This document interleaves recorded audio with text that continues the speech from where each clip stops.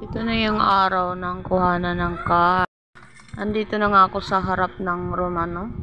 Napaaga pala yung punta ko sa school na nilakad ko pa yun Pero sumakay din naman ako, isang sakay nilakad lang. Ko na lang siya papasok. Kasi nga maaga-aga pa. Alas 2 pa yung kuhanan, no? Mga 1:30 yata nandun na ako. Kaya haba-haba yung antay ko doon sa labas. Dahil alas 2 talaga dumating yung teacher na nasa tamang oras talaga. Pero ang bilis naman nag-umpisa. Yun ang kaya naman doon, no? Kahit 4 pa lang ata kami nag-umpisa na. Pero ano pa siya ng may sinasabi pa siya. May konting pa yung teacher. Nag-umpisa na siya agad. 4 pa lang kami hanggang dumami na ayun, tuloy-tuloy. Yung hindi nila narinig, di na nila alam. Ayan pala guys yung labas ng eskwelahan nila. Ayan, garden nila yan kailang wala pang mga tanim. Kasi tag-init, no? Kaya siguro hindi nagtanim. Ayan, may mga puno ng mangga. Pero wala namang bunga. Ayan yung loob nila. Di ba? May kalabaw pa dun sa sa labas na yan. Oh. Ayan. Oh. Video pa siya dyan. Walang magawa. Diyan lang ako. Antay lang ako dyan sa labas. Meron din naman akong kausap dyan. Habang ako nagbibideo, no? Kailang na-mute ko. Kaya kasi bino-voice over ko lang, no? Ayan. Waiting lang. Ganyan. Actually, pang na yan. Second grading na yan. Kasi nung first grading, hindi ako nagpunta guys, no? Galing. Hindi talaga ako matin pag first, kasi may meeting agad dyan na election ng PAT, mga officers. Alam mo kung bakit?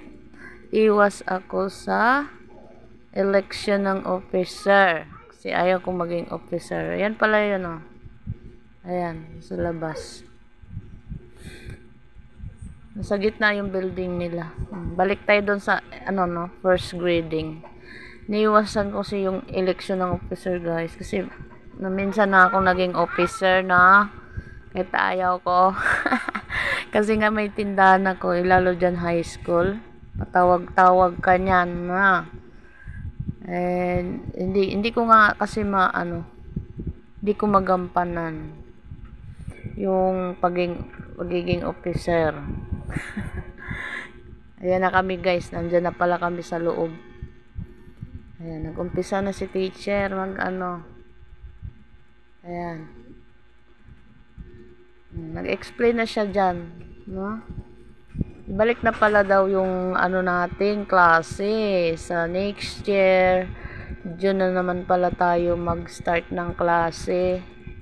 Tapos ang end ngayon ay May 31 na ang end ng klase. Yun ang sinasabi ng teacher dyan.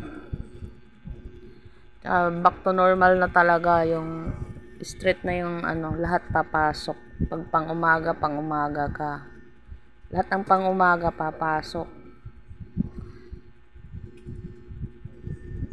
Hindi na siya tulad ngayon na may online pa kasi ngayon yung iba. Hindi na siya tulad ngayon. Sa sunod, regular classes na talaga. Ayan guys, pauwi na pala ako nun. Nasa labas na ako. Naglakad na naman ako palabas. Hanggang doon sa ay hindi, nilakad ko lang yan pauwi. Nilakad ko lang siya guys, hindi na ako sumakay pala dyan pauwi.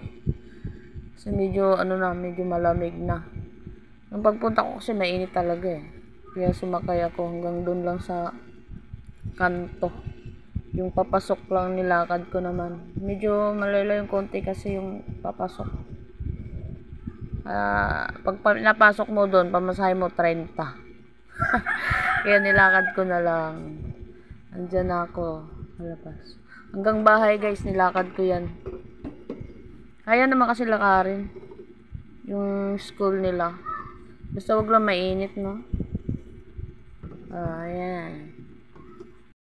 Pag hindi talaga ako nagmadali, Kadalasan nilalakad ko lang yan pagkuha na ng card, di ba? Pag may meeting, ganyan, nilalakad ko lang siya kasi minsan lang na ako. Thank you for watching, guys.